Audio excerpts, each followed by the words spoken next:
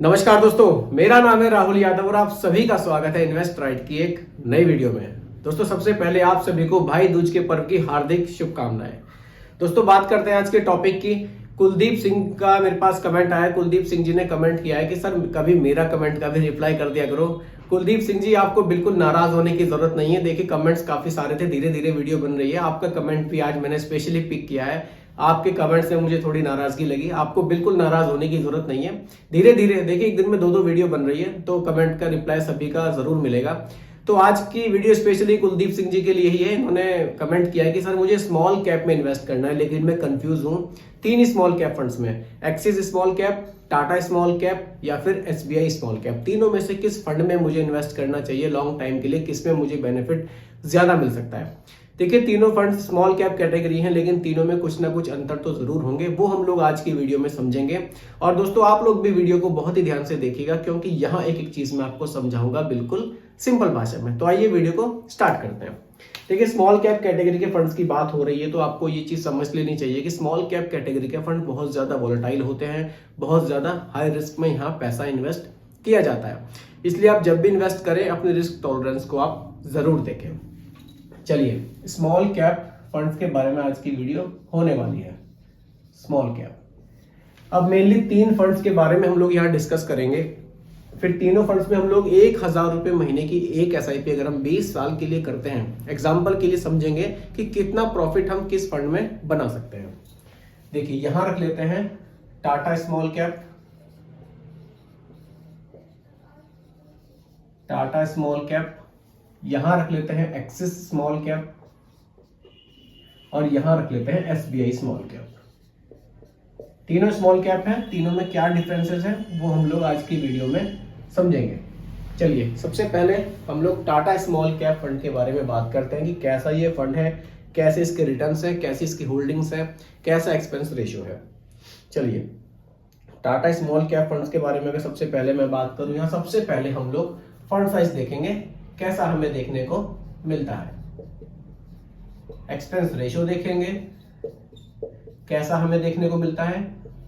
देखिए, जो भी चीज है ना, जो भी आप तीनों में से किसी भी फंड में पैसा इन्वेस्ट करना चाहते हैं, जो भी चीज मैं आपको समझाऊंगा, कोशिश करता हूं कि सारी चीजें आपको लाइव दिखाऊं। ऐसा नहीं है कि मैंने बैकएंड में कुछ आपके लिए एक्सरसाइज करी और उसके बाद मैं आपको बता दूं कि आप लोग एसबीआई में पैसे लगा लो या एक्सिस में लगा लो या टाटा में लगा लो। ये डिसीजन आपको खुद लेना है। मैं तीनों फंड्स के बारे में डिटेल आपको बताऊंगा, एक इनका समझ लीजिए कि रिव्यू इनका कर दूंगा मैं। उसके बाद एक अच्छा डिसीजन आप अपने लिए खुद ले सकते हैं। और डिसीजन आपको हमेशा अपना खुद ही लेना चाहिए। अपना डिसीजन लेना सीखे कि हाँ, मैं इन्वेस्ट कर रहा हूं, मैं एक्सिस बैंक में पैसे लगा रहा हूं या मैं एसबीआई में लगा रहा हूं, ये मेरा डिसीजन है। जो भी फ्यूचर में प्रॉफिट या लॉस होगा वो सब मेरी वजह से होगा, मैंने ये डिसीजन लिया है। देखिए, डिसीजन लेना जब तक नहीं सीखेंगे तब तक हम लाइफ में आगे नहीं बढ़ पाएंगे। चलिए, बात करते हैं टाटा स्मॉल कैप की। फंड साइज की अगर मैं यहाँ बात करूं, 6,147 करोड़, 6,147 करोड़ का फंड साइज देखने को मिलता है। एक्सपेंस रेशियो यहाँ मिलता है 0.31% का। अब बात करते हैं होल्डिंग्स की।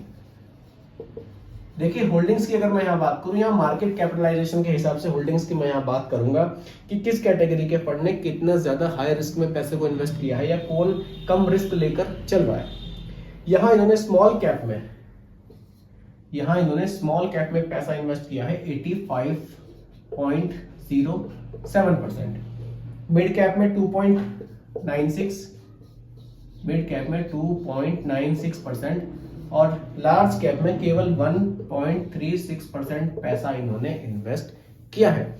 अब रिटर्न्स की बात भी हम लोग यहीं पर कर लेते हैं कि रिटर्न्स इस फंड ने कितने बनाकर दिए हैं। देखिए, रिटर्न्स की अगर मैं यहाँ बात करूं तो लास्ट के 5 इयर्स के रिटर्न से अगर हम लोग कंपेयर करके तीनों फंड्स में चलेंगे, उससे हमें एक बेटर आइडिया मिल जाएगा कि तीनों फंड्स में से लास्ट के 5 इयर्स की परफॉर्मेंस किसकी ज्यादा अच्छी रही है। तो दोस्तों, लास्ट के 5 इयर्स के रिटर्न्स की अगर मैं यहाँ बात करूं तो टाटा स्मॉल कैप ने बनाकर दिए हैं 32.19%। लास्ट के 5 इयर्स में 32.19% के रिटर्न्स हमें इस फंड ने बनाकर दिए हैं। अब बात करते हैं एक्सिस स्मॉल कैप फंड के बारे में। एक्सिस स्मॉल कैप को भी देख लेते हैं कि कैसा ये फंड है, कैसी इसकी होल्डिंग्स हैं, तभी हम लोग एक सही कंपैरिजन कर पाएंगे।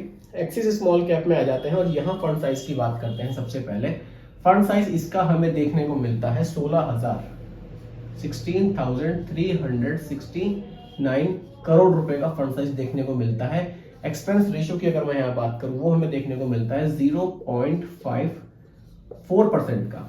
और अगर होल्डिंग्स की मैं यहाँ बात करूं, स्मॉल कैप में कितना है, मिड कैप में कितना, मैं यहीं पर कैरी फॉरवर्ड कर रहा हूँ आगे, आप लोग समझ लीजिएगा ये स्मॉल कैप है, मिड कैप है और ये लार्ज कैप है। क्योंकि बोर्ड इतना बड़ा नहीं है कि चीज आपको मैं ओपनली समझा नहीं पाऊंगा, फिर मुझे बार बार मिटाना पड़ेगा और बार बार मिटाने से आपका कंसेप्ट शायद थोड़ा सा डिसमिस हो जाए। देखिए कोशिश मैं भी कर रहा हूँ, थोड़े से एफर्ट्स कर रहा हूँ, जल्दी एक डिजिटल बोर्ड में खरीद लूँ, उसमें स्लाइड के माध्यम से जब मैं आपको समझाऊंगा तो चीजें आपको और भी अच्छे से क्लियर होंगी। कोशिश मेरी इस पे भी पूरी है कि चीजें इसमें भी आपको कोई कंफ्यूजन ना रहे। चलिए स्मॉल कैप में इनका एलोकेशन कितना है वो हम लोग देख लेते हैं। स्मॉल कैप में 69.86% पैसा ये स्मॉल कैप में इन्वेस्ट करके चल रहे हैं। मिड कैप में 15.73% पैसा इन्वेस्ट करके ही चल रहे हैं और लार्ज कैप में 2.5% पैसा ये इन्वेस्ट करके चल रहे हैं। अब बात करते हैं रिटर्न्स की, लास्ट के 5 इयर्स के रिटर्न्स की यहाँ पर बात कर लेते हैं। वो इस फंड ने जो बनाकर दिए हैं वो दिए हैं 29.04% के लास्ट के 5 इयर्स। अब दोस्तों आ जाते हैं एसबीआई स्मॉल कैप पर। देखिए एसबीआई स्मॉल कैप को तो लोग काफी ज्यादा पसंद करते हैं, मेरे जैसे मैं लोगों के कमेंट्स वगैरह देखता हूँ, एसबीआई स्मॉल कैप में लोगों ने इन्वेस्टमेंट काफी ज्यादा किया हुआ है। रिकमेंडेशन नहीं है, आप लोग अपने हिसाब से इन्वेस्ट कर सकते हैं। देखिए यहाँ पर अगर सबसे पहले फंड साइज की मैं बात करूं, एसबीआई स्मॉल कैप में हमें देखने को मिलता है 21,140 करोड़। आप लोग फंड साइज से भी समझ ही सकते हैं, अभी मैं बोल ही रहा था कि सबसे ज्यादा पैसा लोग एसबीआई स्मॉल कैप में ही इन्वेस्ट करते हैं। फंड साइज से आपको क्लियर हो ही जाएगा। अब बात करते हैं एक्सपेंस रेशियो की, वो हमें देखने को मिलेगा 0.69% का। अब बात करते हैं होल्डिंग्स की। देखिए होल्डिंग्स, अगर होल्डिंग्स की मैं बात करूं, स्मॉल कैप में 75.93% पैसा इन्होंने इन्वेस्ट किया हुआ है।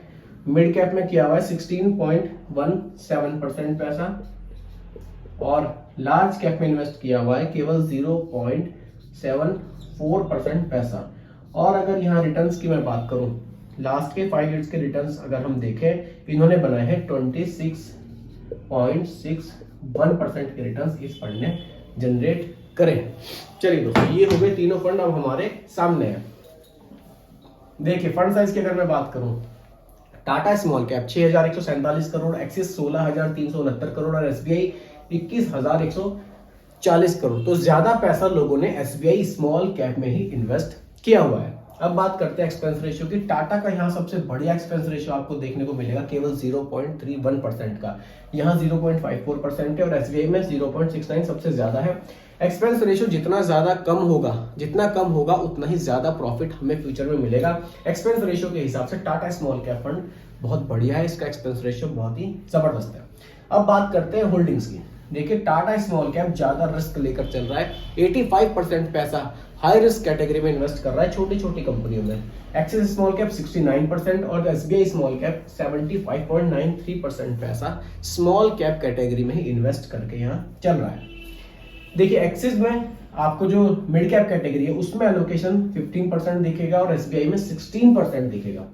वहीं लार्ज कैप में तो लगभग बराबर ही एलोकेशन है, एसबीआई ने काफी कम यहाँ पर रखा है।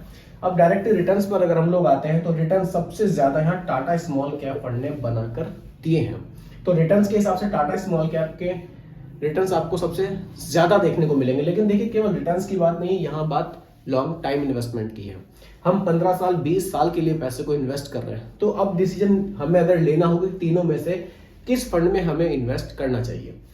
देखिए एक्सपेंस रेशियो के हिसाब से अगर हम देखें तो टाटा स्मॉल कैप बहुत बढ़िया है और टाटा स्मॉल कैप की परफॉर्मेंस काफी बढ़िया रही है, क्योंकि यहाँ पर आपको एक्सपेंस रेशियो भी कम मिलता है। और ये जो फंड साइज आप देख रहे हैं ना, ये केवल लास्ट के 5 इयर्स का ही देख रहे हैं, क्योंकि टाटा स्मॉल कैप बहुत ज्यादा पुराना नहीं है।